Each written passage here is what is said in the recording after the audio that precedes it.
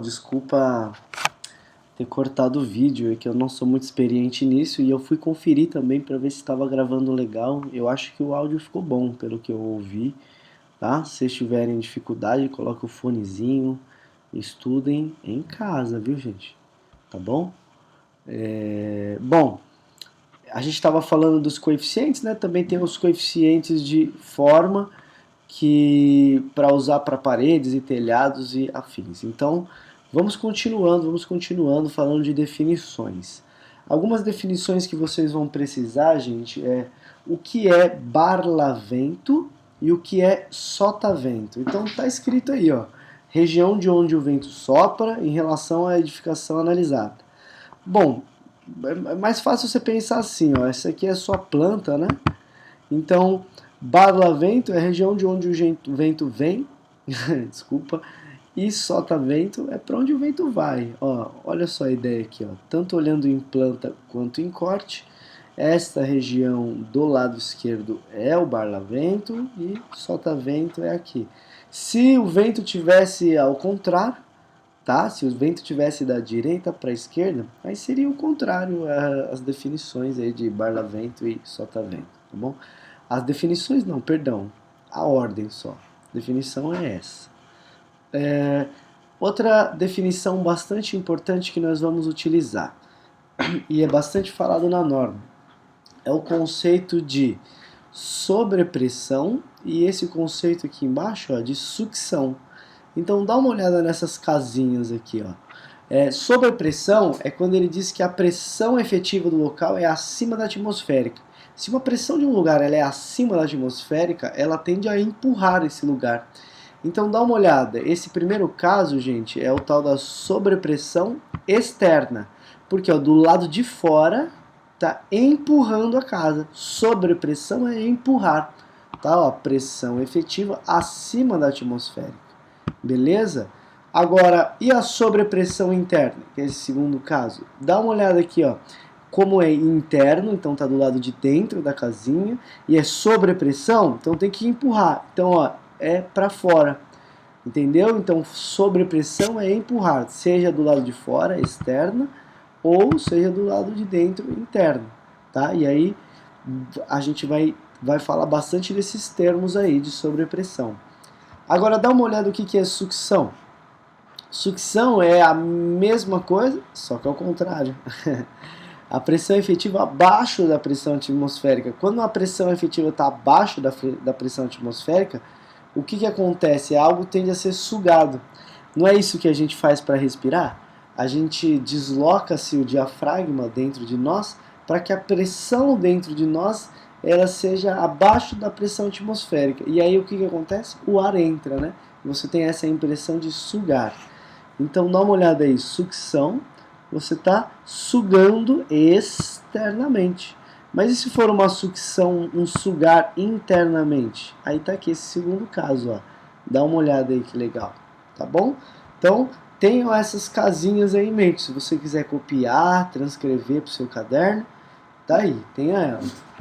Hein, pessoal, espera um pouquinho que eu preciso pegar o carregador.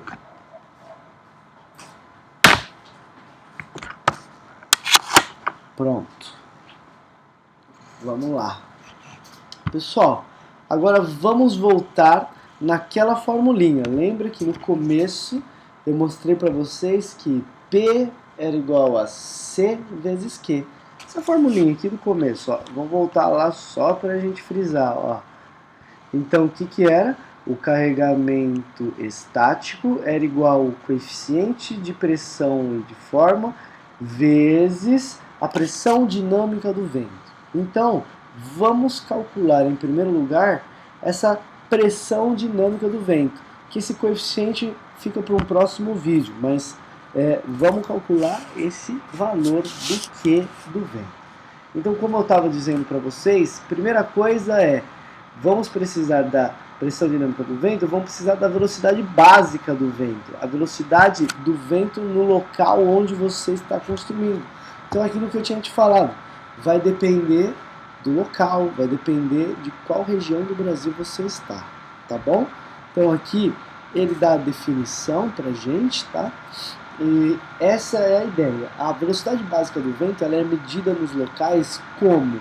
Ela é medida a 10 metros do chão, tá? Então, para que o perfil de vento já esteja mais uniforme, é um pouco maior.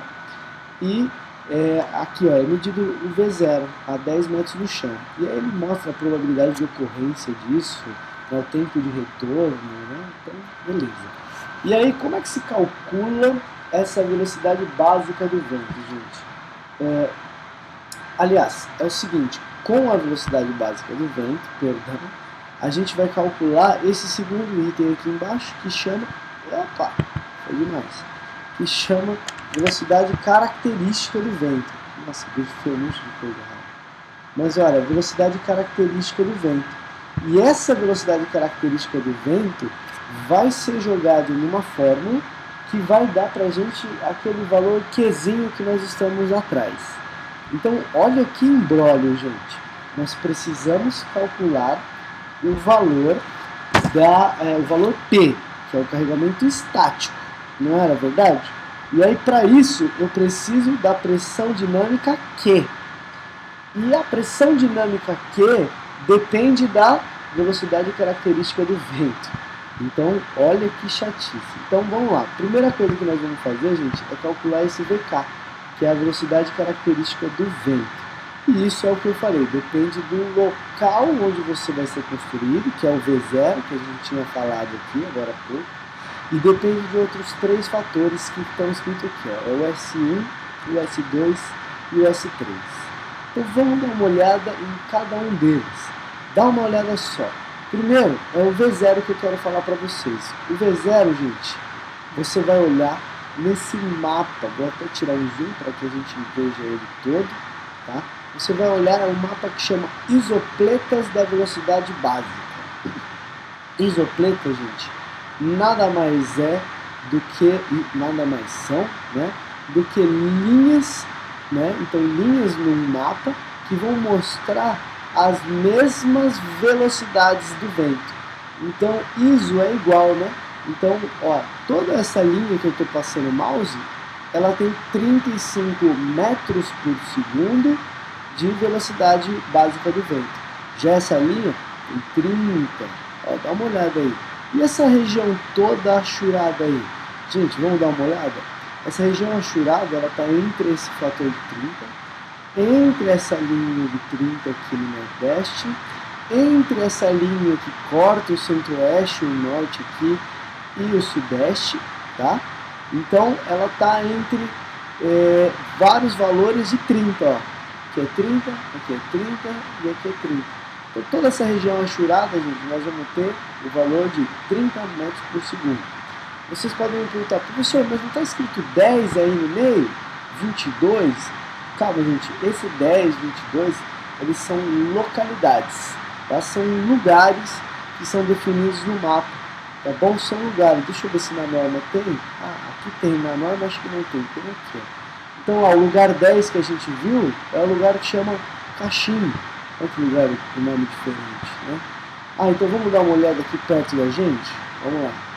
Vamos dar um zoom no seu aqui, ó. Olha os lugares que tem aqui no conosco. Aqui a gente tem o 34 e o 49. Quais são esses lugares? Vocês lembram? Vamos dar uma olhada? Ó, 34, famosinha, Porto Velho Nossa. E 49, Vilhena. Então é de ponta a ponta, né? De norte a sul do nosso território. Então, gente, dá uma olhada. Se for, então, Porto Velho ou Vilhena, que você estiver construindo, não está aqui dentro do mapa de isopletas na parte achurada? Então, a velocidade básica do vento que você vai usar para Rondônia, 30 metros por segundo. Ah, professor, mas e se eu estivesse construindo aqui, ó, nesse ponto 12 aqui, onde está marcando 45 metros por segundo? Bom, esse ponto 12 é Campinas. Então percebam, se você estiver construindo em Campinas, lá no interior de São Paulo, você vai ter que usar a velocidade básica do vento de 45. Olha só essa região aqui mais ao sul, próximo aqui de 28 e próximo de 47. Então, próximo a Ponta Porã e próximo a Uruguaiana. Também olha o nome, né? Já está quase no Uruguai. E aí tem esses ventos de 50 metros por segundo. Então, contrariando ao que muitos acham de que os ventos mais fortes são no Nordeste, não são, tá? Os ventos mais fortes estão concentrados nas regiões mais ao sul e ao sudeste em alguns pontos específicos, tá? Na região Nordeste você tem uma frequência maior, uma regularidade maior de ventos, por isso que lá se torna mais interessante a gente construir usinas eólicas, por exemplo. Mas na região Sudeste e em outras regiões a gente tem as rajadas de vento medidas a 10 metros de altura, lembra aquela história que a gente contou agora há pouco? E medidas a 10 metros de altura são mais fortes nessas regiões aí, beleza? Então, gente, para determinar o V0 na fórmula do velocidade característica, né, que é o VK, o V0 é moleza, só olhar no mapa do Zopleto e ver aonde você quer, aonde você quer construir. Agora vamos para o fator S1, pessoal, que a gente chama de fator de correção, tá bom? Vamos para o fator S1 aí. O fator S1 tá aqui, ó. Ele chama fator topográfico, pessoal. O fator topográfico é o seguinte, vamos dar uma olhada na sua norma, como foi mostrado isso e como que está na apostila aqui. É bastante interessante você dar uma olhada, eu ainda não tinha aberto a norma, né? Perdão, então no começo passo no sumário, o objetivo da norma, todos os, como é que chama isso aqui? As convenções literais, olha só, o nome das letrinhas, o que elas significam, tá? Letras gregas, o que é bailavento, o que é reticulado, sotavento, tem todas essas definições aí. E aí, pessoal, aqui ó, no item 4.1 e 4.2 é onde começa o que a gente tinha falado. Ó. Então, para a gente calcular a pressão dinâmica, a gente vai precisar usar essa formulinha aqui, ó, Q igual a 0,613. Eu já vou mostrar ela na outra apostila. E para calcular o VK, a gente usou essa fórmula que eu já te mostrei. E depois, finalmente, com o valor Qzinho, a gente vai conseguir calcular o valor P, que é o que eu já tinha te mostrado lá. Tá bom? É o valor P, que é igual ao Czinho, os coeficientes, vezes o Q. Aqui está mostrando o P e o C como deltas, né? E já você vai entender o porquê que ele fala de delta. Porque a gente vai entender a diferença entre externo e interno. Mas calma lá por enquanto. Então entenda que na norma está escrito dessa maneira. E aí tem os coeficientes de forma, que ele te mostra como calcular de uma maneira mais matemática, ou você tem uma maneira mais tabelada. Então aqui no item 5.2, como fator topográfico S1. Olha como é simples, gente, bem simples mesmo. Se você estiver construindo a sua edificação em um terreno plano, conforme o item A, ou conforme a norma diz, terreno plano ou fracamente acidentado, você vai adotar o S1 como sendo 1, e só.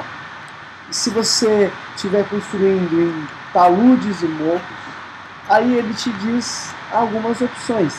E aí basta você dar uma olhada. Taludes e morros alongados, nos quais pode ser admitido um fluxo de ar bidimensional, soprando no sentido indicado na figura 2. Deixa eu achar, figura 2. Tá aqui, ó, a figura 2. Então, ó, esse é o ponto A de um talude, esse é o ponto B de um talude, ok? Beleza? Esse é o ponto A de um morro, esse é o ponto B de um morro. Entendeu a diferença entre talude e morro? O talude tem essa declividade, mas depois ele é um terreno plano. Tá bom? Agora o morro não, ele tem a declividade dos dois lados, ok? Isso acho que você já deveria, já sabia, né? Mas tá aí. Então vamos voltar lá na norma, aqui, ó, fator topográfico S1. Se for talude ou morro, se você não construir no ponto A, que é lá no morro, no ponto A dos morros, ou nos pontos A e C dos taludes, seu fator S1 também vai ser 1. Agora, se você construir no ponto B deles, aí você vai ter essas formulinhas para calcular. tá? Não cabe aqui a gente ficar falando muito dessas formas, ela é meio intuitiva. Você vai achar o que é o Z e o que é o D, e ele fala aqui, ó, Z é a altura medida a partir da superfície do terreno, e D é a diferença de nível entre a base e o topo do talude ou morro, e o ângulo de inclinação média do talude ou do morro. Então, olha só, todas essas informações dependem do morro que você está construindo, do talude que você está construindo. Então, se você construir no ponto B desse talude de morro, você vai usar essas formulinhas para determinar o fator S1. Tá bom? É o que diz a apostila aqui do professor Celso também. Ó. Se for terreno plano, S1. Se for vales profundos protegidos dos ventos em qualquer direção também, aí S1 igual a 9. Qual é essa informação que ele colocou? Essa daqui tá aqui, ó. Ele mudou de ordem lá, né? Então, ó, vales profundos protegidos de ventos de qualquer direção. Aí o S1 igual a 0,9. Tá? É isso que você vai ter que usar. Então, plano, isso, o item D da norma é o C aqui, talude de morro, é o que você vai usar. E se for vale protegido, vai ser este valor aí. Tá bom? Vamos lá. Fator S2, pessoal. O fator S2, ele é um fator que depende da rugosidade do terreno. O que é rugosidade do terreno? Basicamente é quais são, ou qual é, a altura, as alturas das edificações ao entorno do terreno que você está construindo. Como assim, professor? Olha só, imagina que eu construa um prédio numa situação totalmente plana, num lugar onde não há nenhum prédio do meu lado, não há árvores, não tem nada. Você entende que o vento incidiria de uma maneira muito mais forte nessa edificação do que um prédio, essa mesma edificação construída num lugar onde há milhares de prédios ao entorno? Vocês concordam com isso? Essa é uma ideia que você vai ter que ter para entender o fator S2. O fator S2, então, vai depender do entorno. Essas edificações ao entorno, a norma chama de obstáculos. Está vendo aqui? Obstáculos. Na apostila, gente, esses obstáculos estão...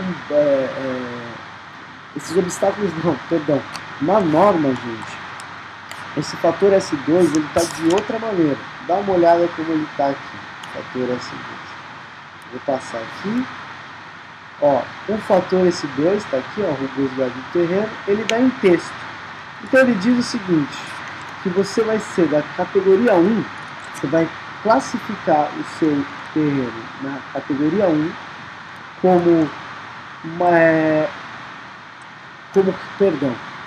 você vai classificar como categoria 1 as superfícies lisas de grandes dimensões. Então pense só que você vai construir num local onde não tem nada ao redor, onde tem muita liberdade, onde o vento vai bater com bastante intensidade. Você vai ser na categoria 1.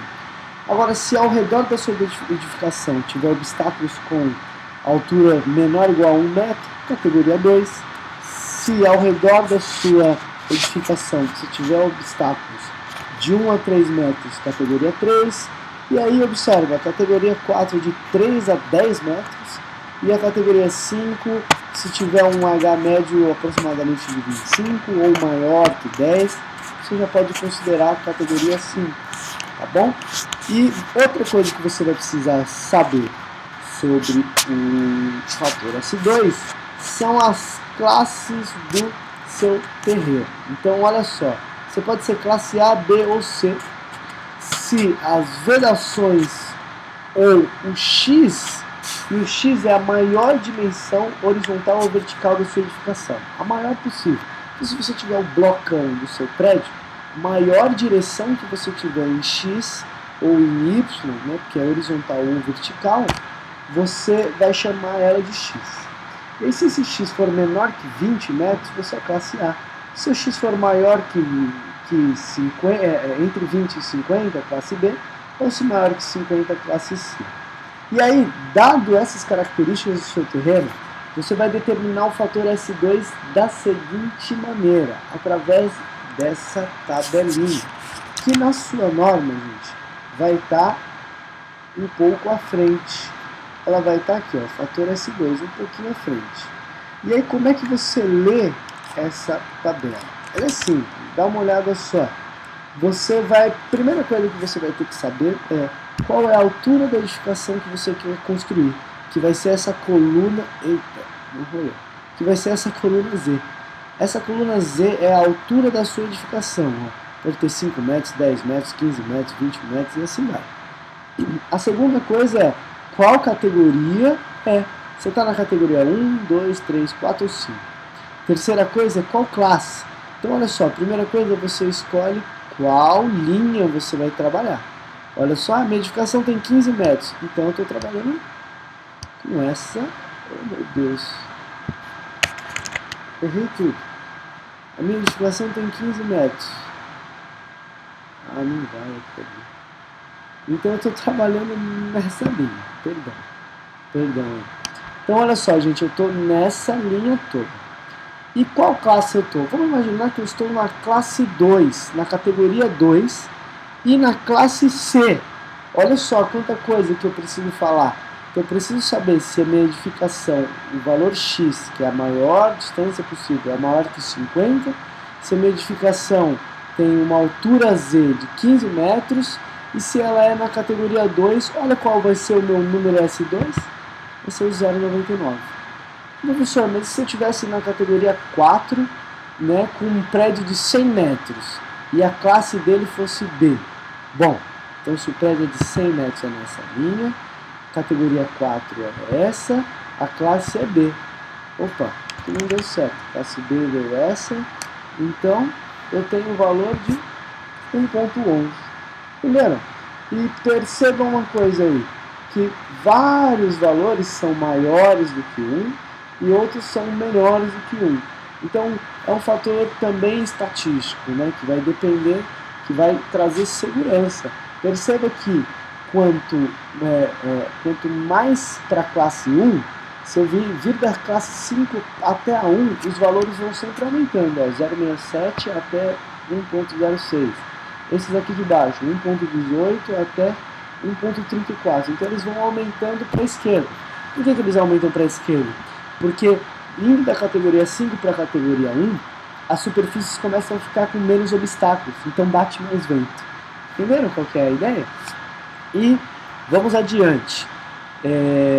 Perceba também que numa mesma categoria, da classe A para B para C, também muda os valores, né? E eles aumentam os valores, tá? E exatamente por quê? Porque a classe ABC, se você tiver uma dimensão horizontal, por exemplo, muito grande, ela vai ter uma estabilidade maior. E assim vai, tá? Beleza? Vamos continuando. Eu acho que você já conseguiu entender, então, agora o fator S2 e o fator S1. Vamos agora para o último fator, galera, que é o fator que chama fator estatístico. Então, aqui na apostila, tá aqui, ó, fator estatístico.